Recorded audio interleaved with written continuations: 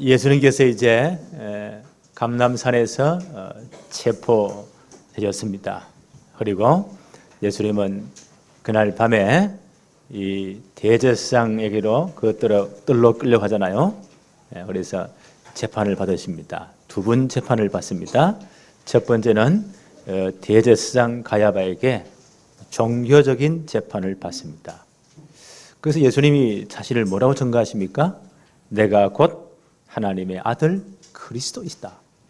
구약 성경 전체에 예언된 바로 메시아 그리스도이다 라는 것을 증언하십니다. 그리고 두 번째는 이제 그때 이제 나라가 로마의 식민지였습니다. 그러니까 로마는 그 나라를 다스리기 위해서 총독을 파송해 놓았거든요. 그 전체를 책임지는 총독을 파송해 놨습니다. 그래서 이 총독에게 재판을 받습니다. 그 총독 이름이 누구라고요? 본디오 빌라도. 그 총독에게 재판을 받는데 이제는 정치적인 재판을 받습니다. 거기서 예수님이 빌라도 총독 앞에 뭐라고 자신을 증거하십니까? 나는 하나님 나라의 왕으로 이 땅에 왔다.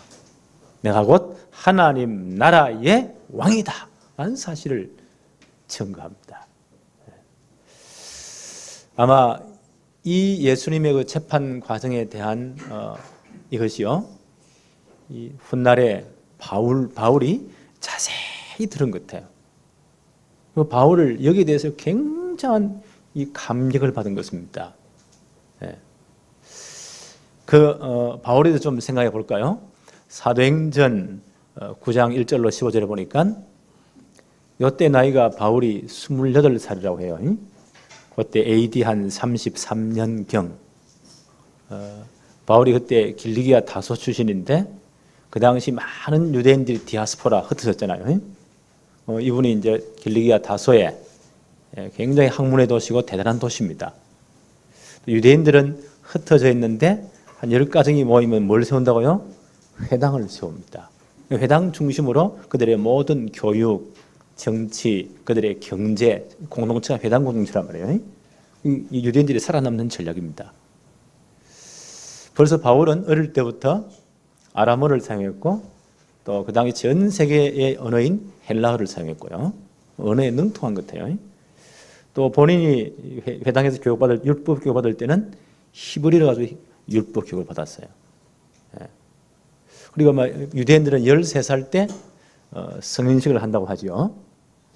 그리고 13살 성인식을 하고 나서 그 당시 디아스포라인 유대인들 전 사회에서 그 아이들의 꿈이 뭐냐? 예루살렘 유학 가는 겁니다. 지금 미국이나 선적 유학 가는 꿈인데 그보다는 훨씬 더 했어요. 가서 예루살렘 유학을 가는 것은 대단한 특권입니다. 바울의 아버지가 굉장히 부유했던 모양이죠. 그래서 예루살렘 유학을 보냅니다. 거기서 그 당시 최고 율법학자인 가말리엘 문화에서 율법을 배웁니다. 그러니까 이 양반이요, 학문에도 굉장히 능하고 벌써 헬라 철학이나 모든 세계 정세나 대단한 사람이었습니다. 최고의 율법학자 가말리엘 문화의 수제자로서 또 배웠습니다. 그리고 고향으로 돌아간 사이에 그때 예수님의 공생애가 있었습니다. 그러니까 바울은 예수님을 직접 보지는 못했어요. 못 만났어요. 그리고 이제 다시 예수님의 십자가 사건 이후에 예루살렘에 방문해서 보니까 이 갈릴리 촌놈들이 와서 예루살렘 전체를 뒤집고 돌아다니는 거예요. 예수는 그리스도, 그분 부활하셨고. 무슨 말이냐? 이래 이 양반이요, 그 유대교에 얼마나 열심히냐. 예수 애들을 잡아 죽이는데 제일 앞장을 섰잖아요. 바리새 전 청년의 대표 회장이니까. 스데반 집사님이 순교당할 때 누가 정인을 섰다고요? 이 바울이 쓴 겁니다. 그때는 사울이었죠. 그리고 다메섹에도 예수님들이 있다는 소식을 듣고 저것들을 다 잡아와야 된다. 저것들을 다 잡아 죽이는 것이 하나님 사랑하는 것이다. 이래 잘못 깨달은 겁니다. 이래가 대제사장 공문을, 법적 공문을 받아가지고 이 인간들 다 잡아 죽인다. 이라고서 눈에 불을 켜고 달려가는 중이에요. 이런 사람을 누가 맡겠어요? 이런 인간은 하나님이 손을 봐야 돼요. 하나님이 직접 손본 사람이 성경에 꽤 네 사람 됩니다. 그 중에 한 사람이 바울입니다. 그 다메섹으로 가는 길에 해보다 더 밝은 빛이 비칩니다. 부활하신 주님이 직접 나타나신 거예요. 그 앞에 눈이 캄캄하면서요, 그대로 말에서 떨어집니다. 그때 하늘에서 음성이 들려옵니다. 도무지 거부할 수 없는 음성이 들리는 거예요. 사울아, 사울아, 네가 왜 나를 핍박하느냐. 그 압도된 음성 앞에 무릎을 꿇잖아요. 주님, 누구십니까? 그때 음성이 들려오잖아요. 나는 네가 그렇게 미워하는, 네가 핍박하는 예수니라. 나는 성경 그대로 십자가에 죽었고 다시 부활했느니라. 구약 성경 전체 예언된 메시아 그리스도니라. 이 한마디에 보세요. 이 원래 바울이 구약에 능통하잖아요. 진리는 한순간에 깨달아지는 겁니다. 아, 바로 이분이 구약 성경 전체 예언된 창세기 3장 문제 해결자이신, 창세기 3장 15절의 주인공이신 그리스도이시구나. 한순간 다 깨달아지는 겁니다. 열에 놓으시고 동시에 하나님은 다메섹의 정말 전도 제자 아나니아에게 뭐라고 말씀하시죠? 내가 이놈을 완전 박살내놨다. 이 사람은 임금들과 전 이스라엘과 이방인들 앞에 내 이름을 증거할 택한 나의 그릇이다. 그 사람 찾아가지고 제대로 팀사역해라 라고 말씀하시잖아요. 이렇게 해서 바울이 주님을 진짜 체험한 겁니다. 그때부터 인생이 180도가 싹 바뀌어버립니다. 그리고 이분이 막바로 예루살렘 간 게 아니고요, 아라비아로 갈라디아서 1장 16, 17절에 본인이 이런 고백을 하잖아요. 그 아들을 이방에 전하기 위하여. 벌써 이방인 사도로 처음부터 부름을 받은 겁니다. 그때 내 속에 나타나기를 기뻐하셨을 때에, 그를 내 속에 나타나기 기뻐하셨을 때 내가 곧 혈육과 언언하지 아니하고, 또 나보다 먼저 사도된 자들을 만나려고 예루살렘으로 가지 아니하고 아라비아로 갔다가 다시 내가 다메섹으로 갔다. 이 사건, 주님 다메섹에서 주님을 진짜 만난 다음요, 이분이 아무도 언하지 않고 아라비아 광야로.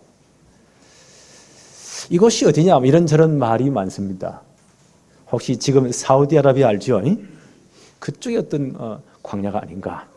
한 3년 동안 아마 바울이 깊이 말씀 묵상을 자기를 준비하는 기간을 가졌던 것 같아요. 그래서 바울이 고린도후서 5장 17절에 이런 표현을 쓰잖아요. 누구든지 그리스도 안에 있으면 뭐가 되었다고요? 새로운 피조물이 되었다. 이전 것은 지나갔으니 보라 새 것이 되었다.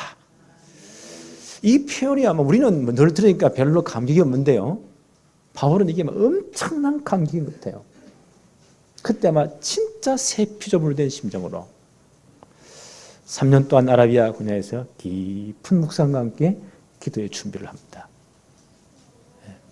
그리고 이제 3년 후에 예루살렘을 방문을 해요. 예수님에 대해서 더 깊이 알기 위해서. 이분은 예루살렘 유학할 때는 예수님을 못 봤잖아요. 예수님 공생애를 못 봤습니다.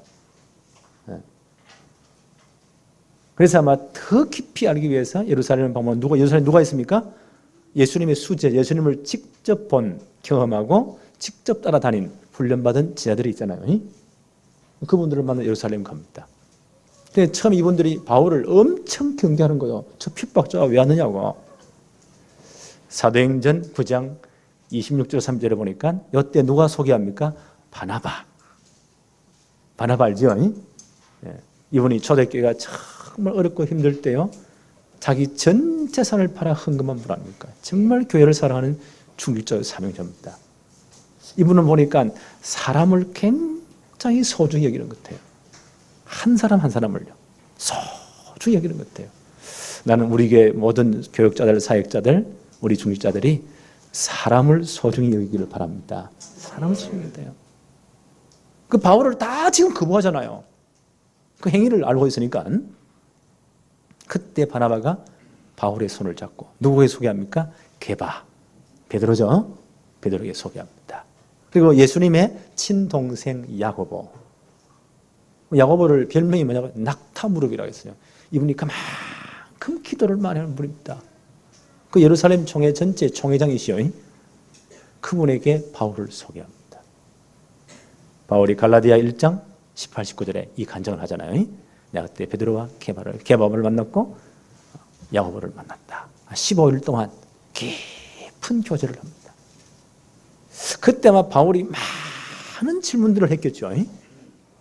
예수님의 공생에 관해서. 왜요? 이분들이 직접 봤으니까. 예수님의 친동생이었던 야고보는요, 예수님 34년 동안 정말 제대로 봤잖아요. 3년 반 공생을 베드로는 딱 따라다니면서 끝까지 봤잖아요. 가야바 재판석에도 베드로가 다 갔잖아요. 전체를 다 봤잖아요. 그 십자가 앞에도 따라갔을 것이고, 부활한 무덤에도 제일 먼저 누가 들어갔다고요? 베드로가 제일 먼저 뛰어 들어갔잖아요. 그리고 물고기 잡으러 갔다가 또 부활한 주님이 직접 찾아오셔가지고요, 말씀도 하셨잖아요. 아마 15일 정도 있으면서 바울이 많은 질문과 함께 예수님의 공생에 관한 모든 걸 다 들었을 거예요.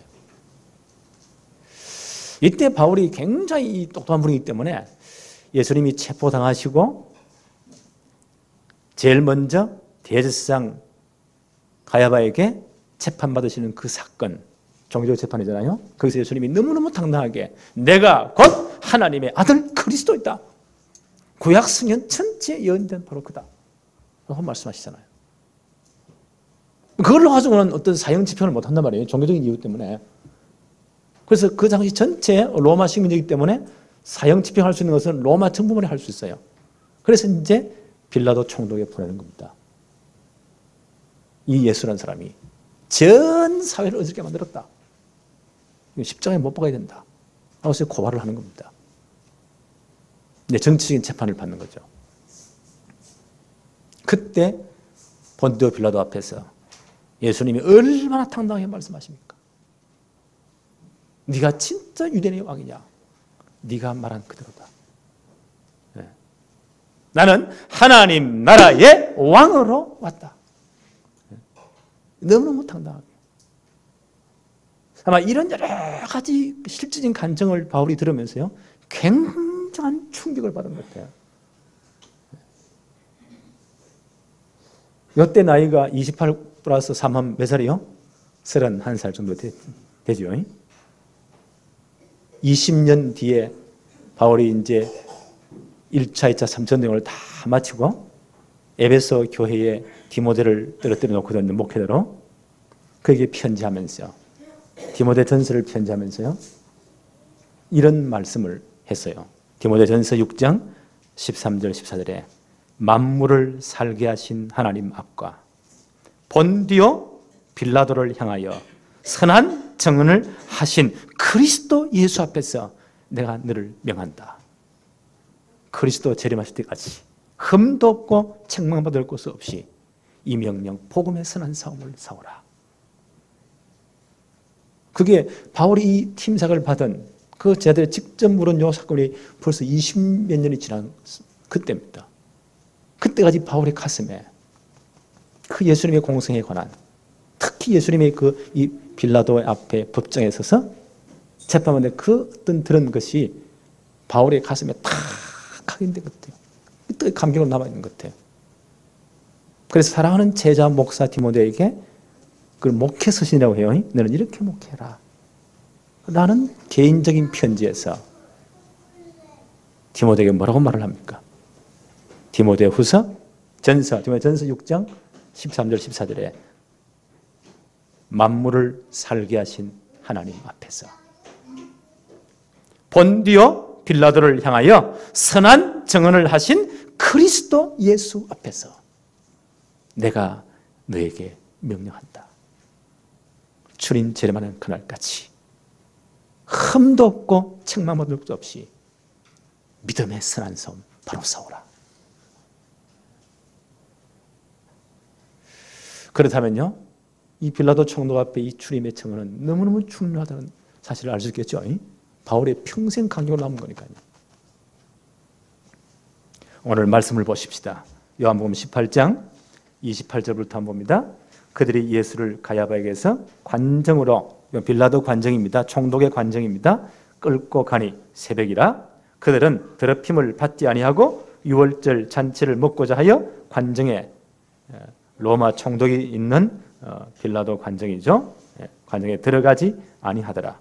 그러므로 빌라도가 밖으로 나가서 그들에게 말하되 너희가 무슨 일로 이 사람을 고발하느냐. 이 양반이 지금 로마에서 파송된 총독이기 때문에 그 지역, 유대 지역 전체를 책임진 사람이잖아요. 이 양반이 그냥 바보겠습니까? 매일 보고 듣겠죠. 무슨 일이 일어났는지 모든 정보들을 다 듣겠죠. 이미 이 양반이 다 안 것 같아요. 무슨 일로 이 사람을 고발하느냐. 30절부터 한번 볼까요? 대답하여 이르되 이 사람이 행합자가 아니었더라면 우리가 당신에게 넘기지 아니하였겠나이다. 31절에 빌라도가 이르되 너희가 그를 데려다가 너희 법대로 재판을 해라. 유대인들이 이르되 우리에게는 사람을 죽이는 권한이 없나이다 하니 이 빌라도가 이미 많은 정보를 다 들었습니다. 이 양반이 바보겠어요? 이 지역 전체를 행정을 책임진 로마가 파송한 총독인데 이 사람들의 종교적인 문제구나. 그것 때문에 무슨 밀란이 일어나거나 사회의 대혼란이 그런 건 아니잖아요. 정치적 문제가 전혀 아니지 않습니까? 그래서 너희 법대로 재판해라. 유대인들이 뭐라고 말했죠? 우리에게는 사람을 죽일 권한이 없습니다. 빌라도가 이제 뭐라고 묻죠? 18장 33절 봅시다. 이에 빌라도가 다시 관정에 들어가 예수를 불러 이르되 내가 유대인의 왕이냐? 이 사람들이 말한 것 같이 네가 진짜 유대인의 왕이냐?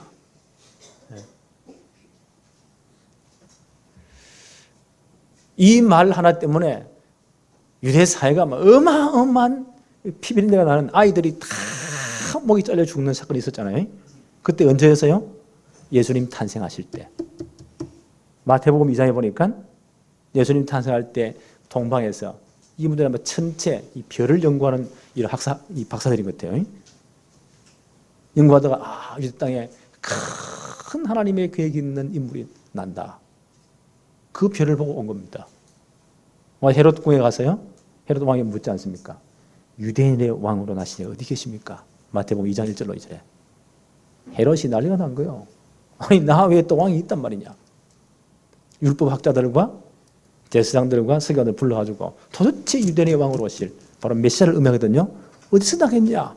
그러니까 율법에 기록되어 있지 않습니까? 기록되어 있지 않습니까? 유대 땅 베들레헴 다윗의 고향의 동네에 그리스도 오신다고 했습니다. 헤롯이요 아주 교활하게 이제 박사들에게 말하지 않습니까? 가서 경배하고 돌아갈 때 내게 와서 그 유대인의 왕으로 오시니 어디 있는지 자세히 알려달라.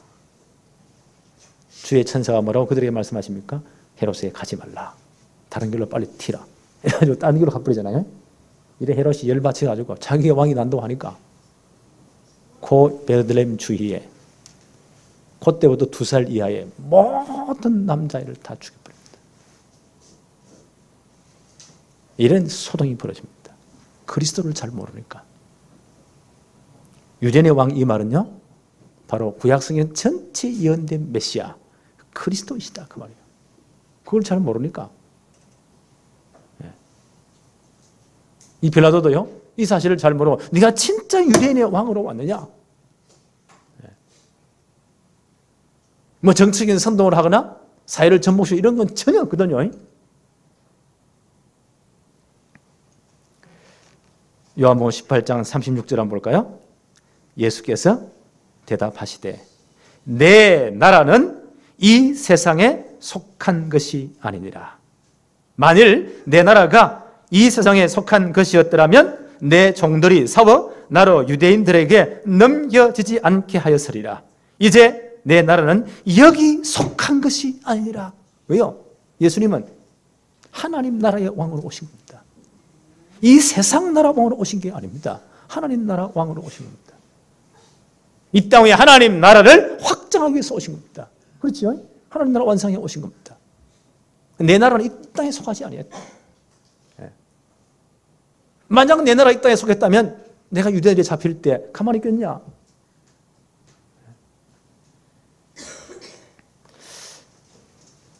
37절 한번 볼까요? 빌라도가 이르되 그러면 내가 왕이 아니냐? 그 하나님 나라의 왕이 아니냐? 그때 예수님 뭐라고 말씀하시죠? 예수께서 대답하시되 내 말과 같이 내가 왕이니라. 내가 이를 위하여 태어났으며 이를 위하여 세상에 왔나니 곧 진리에 대하여 증언하려 함이로다. 무릇 진리에 속한 자는 내 음성을 듣느니라 하신대. 예수님 뭐 때문에 오셨다고요? 이 하나님 나라의 왕으로 하나님 나라를 완성하기 위해서 이를 위해 왔다. 이 말이 빌라도가 이해가 되겠습니까? 네. 이 하나님 나라는 어떻게 확장이 되어집니까? 그리스도의 십자가를 통해서, 십자가의 구속 사건을 통해서 하나님의 나라가 백성들을 부르시고요, 하나님 나라가 확장되는 겁니다. 네. 요한복음 19장 7절 8절 한번 볼까요? 유대인들이 대답하여 이르되 우리에게 법이 있으니 그 법대로 하면 그가 당연히 죽을 것은 그가 자기를 하나님의 아들이라 함이니이다. 벌써 죽일 계획을 다 세웠잖아요. 근데 빌라도가 이 말을 듣고 뭐요? 두려워하니라. 왜요? 하나님의 아들. 지금 예수님이 너무 자기가 이해할 수 없는 말씀을 하시니까 이 땅에 속하지 않은 하나님의 나라가 있다. 그 왕으로 내가 왔다. 유대인들이 고발하기를 이 사람이 자기를 하나님의 아들이라고 한다. 뭔가 빌라도가 압도가 되는 겁니다.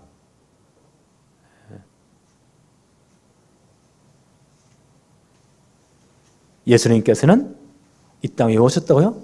하나님 나라를 완성하기 위해서, 확장하기 위해서 이 땅에 오신 겁니다.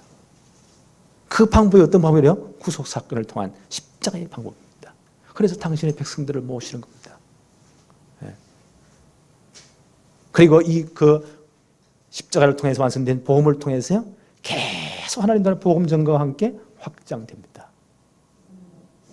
마지막 날 주님 재림하실 때 모든 사단의 권세를 심판하시고 하나님 나라가 완성될 것입니다. 네. 이 왕으로 주님이 오신 겁니다. 벌써 구약 성경에 이미 예언되었잖아요. 창세기 49장 10절에 어떤 사건이죠? 야곱이 12아들을 축복하는 장면입니다. 네. 축복할 때 유다를 향해서 뭐라고 축복하죠?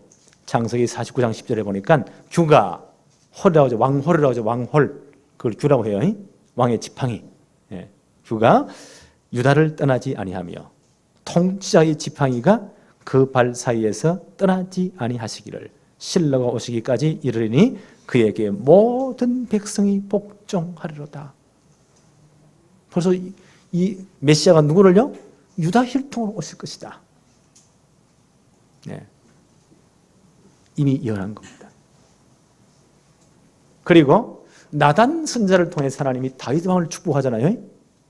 그 다윗 하나님 언약을 맺으실 때 다윗의 언약이라 해요. 나단이 이런 말을 합니다. 사무엘하 7장 12절에 내 수완이 차서 내 조상들과 함께 누울 때에 내가 내 몸에서 날 내 씨를 내 뒤에 세워 그의 나라를 견고하게 하리라. 다윗의 씨를 통해 누가 오신다고요? 만왕의 왕 대신 그리스도가 오실 것이다. 그 예언입니다. 사무엘하 7장 16절에는 내 집과 내 나라가 내 앞에서 영원히 보존되겠고 내 왕위가 영원히 견고하리라. 메시아 왕국을 의미합니다. 그리스도는 반드시 다윗의 후손으로 오셔야 돼요. 아브라함의 씨로 다윗의 후손으로. 그 나라는 영원한 나라가 될 것이다. 다윗 언약에서 이 말씀을 하십니다. 예수님의 탄생, 수태고지를 천사장 가브리엘이 마리아에게 하잖아요. 그때 뭐라고 말씀하십니까? 누가복음 1장 31절 33절에 보라 내가 잉태하여 아들을 낳으리니 그 이름을 예수로 하라. 가브리엘 천상이 이제 동료녀 마리아에게 말씀하시잖아요. 네가 잉태의 아들을 낳을 것이다. 그 이름을 뭐라고 하라고요? 예수라고 해라. 그가 큰 자가 되고 지극히 높으신 이의 아들이라 일컬어질 것이요. 하나님의 아들이라 일컬어질 것이요. 주 하나님께서 그 조상 다윗의 왕위를 그에게 주시리니 영원히 야곱 집을 왕으로 다스릴 것이며 그 나라가 무궁하리라. 천상 가브리엘이 한 말입니다.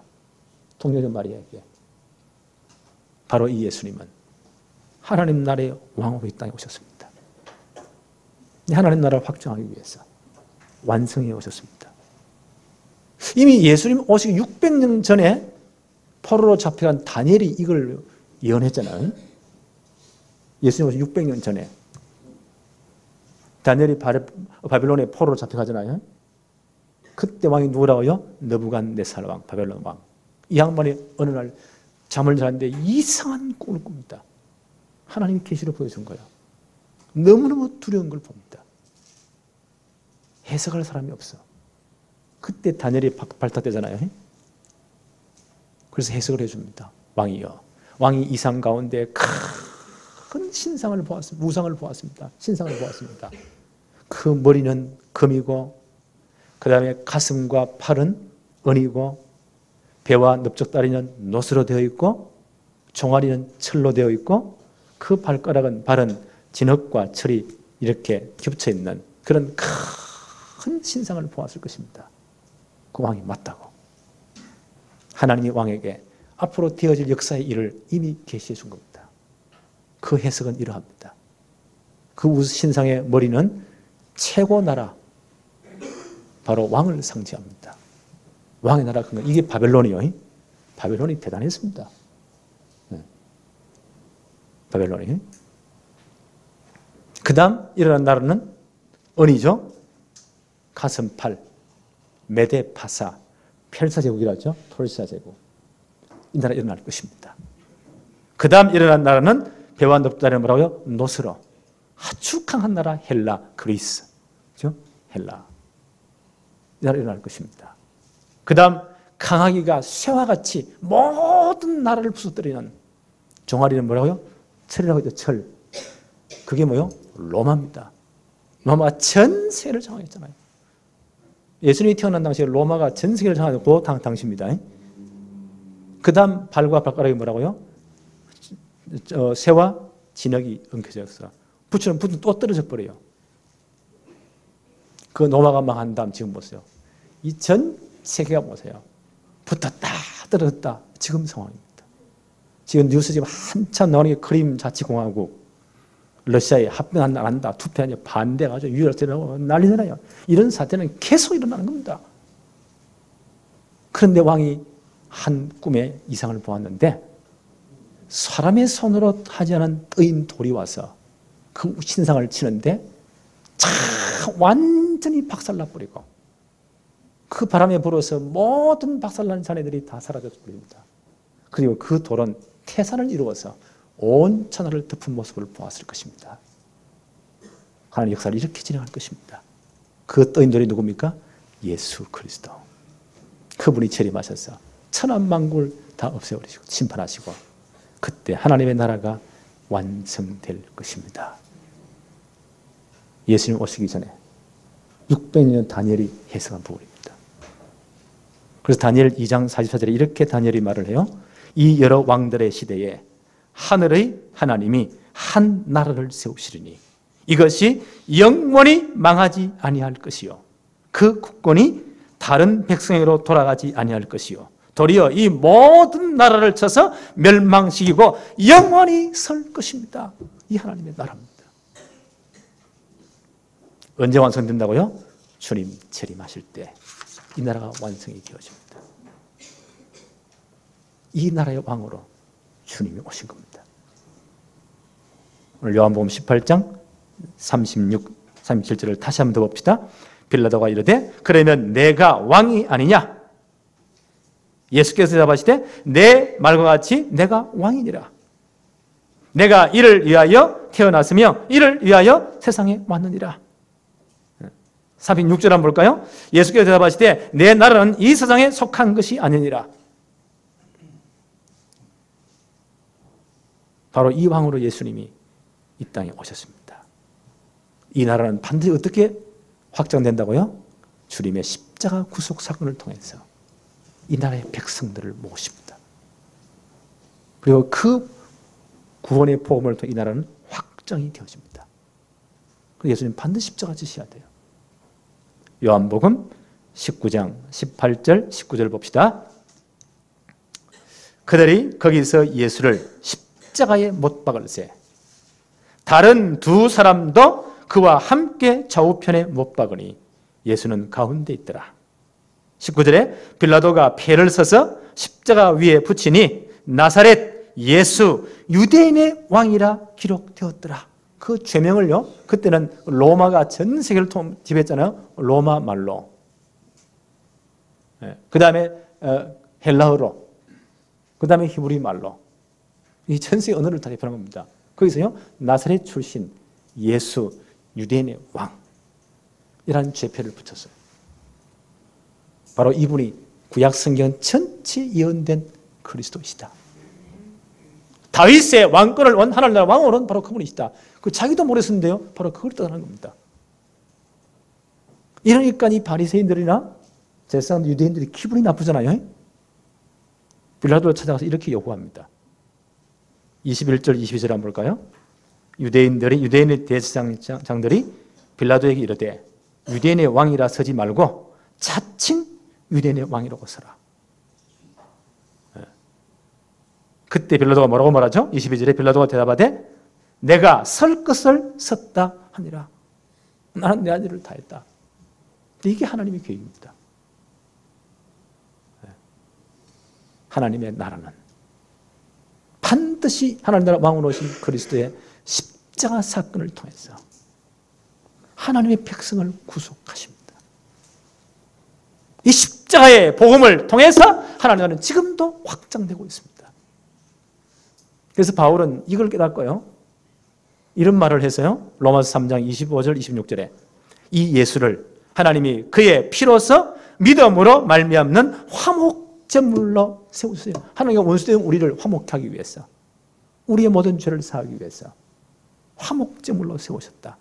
그의 피로서 믿음으로 말미암는 화목제물로 세우셨으니 이는 하나님께서 길이 참으시는 중에 전에 지은 죄를 간과하심으로. 이 간과란 말이 굉장히 어려운 말입니다. 보고도 모른 척 눈을 감았단 말이에요. 창세기 3장부터 주님 십자가에 못 박히는 그 순간까지 구약시대의 모든 하나님의 택한 백성들의 죄를 하나님 그냥 갚으시면 다 죽여버려야 돼요. 보고도 모른 척 넘어간 겁니다. 그걸 다 모아놨다. 누구예요? 모든 하나님의 백성들을 대표해서 우리 한 사람 한 사람을 대신해서 주님을 십자가에 못 박습니다. 화목제물로 되었습니다. 그 모든 죄값을 누구예요?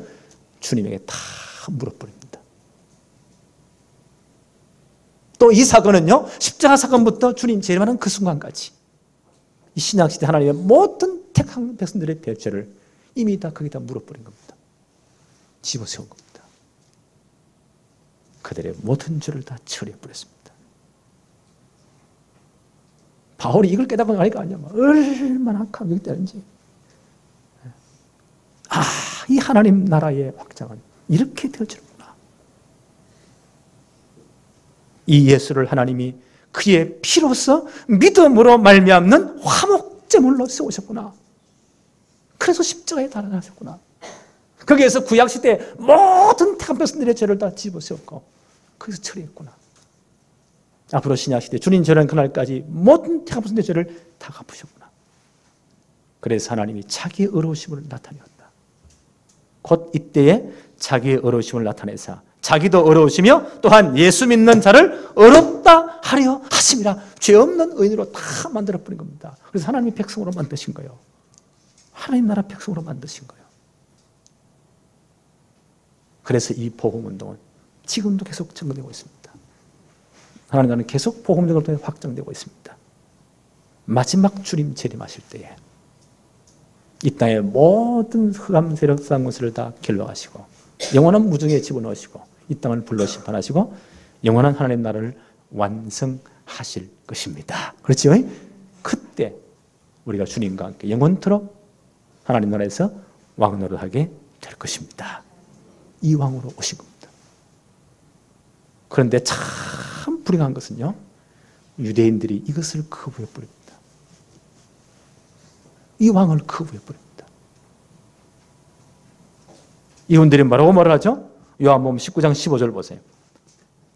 그들이 소리 지르되 없이 하소서, 없이 하소서. 그를 십자가에 못 박게 하소서.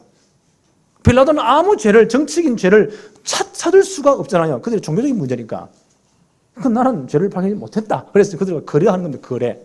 원래 정치인들은 딜을 잘하잖아요. 거래를 잘하잖아요. 그래서 그 당시 최고의 행악자 바라바라고 해요. 6월절 사건에, 6월절은 전 유대인들이 예루살렘에 모이잖아요. 그때 밀란이 일어날 수 있으니까 이 양반이 아마 근무실을 예루살렘에 와서 아마 근무한 것 같아요. 많은 정보들을 다 듣고 있잖아요. 이 사건이 절대 이들의 종교적인 문제지 로마 법에 저촉되는 정치적인 문제는 아니에요. 그 딜을 합니다. 너희 왕 그리스도를 내주는 것이 좋겠느냐, 바라바를 내주는 게 좋겠냐, 딜을 거래를 한 겁니다. 빌라도 생각에는요, 당연히 예수를 택하겠지. 근데 이들이 뭐라고 말합니까? 아닙니다. 예수를 십자가에 못 박으십시오. 이게 본대면 하다가 깜짝 놀랍니다. 야, 이럴 수가 있냐 말이에요. 이 정치인들은 또 여론 앞에 약하잖아요. 여론 앞에. 19장 15절 계속 봅시다. 그들이 소리 지르되 없이 하소서, 없이 하소서. 그를 십자가에 못 박게 하소서. 빌라도가 이르되 내가 너희 왕을 십자가에 못 박으랴. 대제사장이 대답하되 가이사 외에는 우리에게 왕이 없나이다 하니. 기가 막힌 말을 합니다. 이 양반들이 로마 정부를 그렇게 싫어했잖아요. 늘 데모했잖아요. 물러가라고. 근데 오늘 이 앞에서 뭐라고 말하죠? 로마 황제 가이사 외에는 우리가 왕이 없습니다. 누구를 거부하는 겁니까? 하나님 나라의 왕으로 오신 그리스도를 거부해버립니다. 자기들이 하나님의 언약 백성임을 포기해버립니다. 그러니까 이 빌라도가 놀래가지고요, 나는 이 죄에 동참하고 싶지 않다. 물을 가져와 손을 씻습니다. 그럼 나는 깨끗하다 그 말이에요. 그때 유대인들이 보세요. 얼마나 용감한 말을 합니까? 죽으려면 무슨 말을 못해요. 마태복음 27장 25절에 뭐라고 말하죠? 백성이 다 대답하여 이르되 그 핏값을 우리와 우리 후손들의 머리에 돌릴지어다. 빌라도는 나는 상관없다. 나는 핏값을 지지 않겠다. 손을 씻습니다. 그런 의미거든요. 그런데 대제사장들이 백성들 쓴 뭐라고 말하죠? 그 핏값을 우리와 우리 후손들의 머리에 돌려라. 그 핏값이 보세요. 그대로 돌아가는 겁니다. 이게 유대인들의 실패입니다.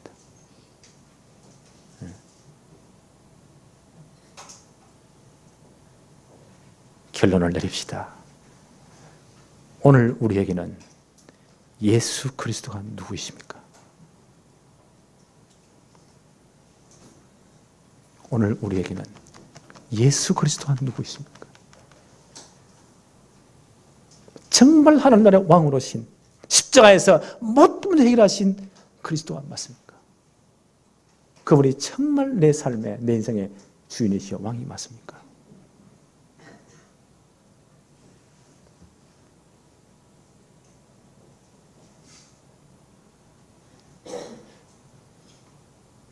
오늘 진실하게 하나님 앞에 우리가 서봅시다. 그리스도가 나에게 누구신가? 정말 내 인생의 주인이 맞는가? 오늘 여기에 진실로 답하는 저와 여러분 되기를 바랍니다. 하나님 감사합니다. 오늘 빌라도 법정 앞에서 자신이 하나님 나라의 왕으로 오셨음을 너무도 당당하게 증거하신 주님. 바로 주님은 이 땅에 하나님 나라를 완성하기 위해서 하나님 나라를 확정해 오셨고 십자가에서 모든 문제를 다 끝내시고 하나님의 거룩한 백성들을 구원할 복음을 완성하심을 감사합니다.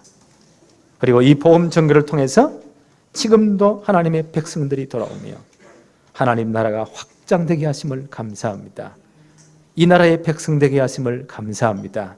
이제 주님 재림하실 때에 모든 왕권을 가지고 주님 재림하실 그때에 우리 모두가 주님이 부활하신 똑같은 몸으로 부활함을 입고 하나님 나라에서 영원토록 왕노릇 하실 것을 인하여 감사를 드립니다.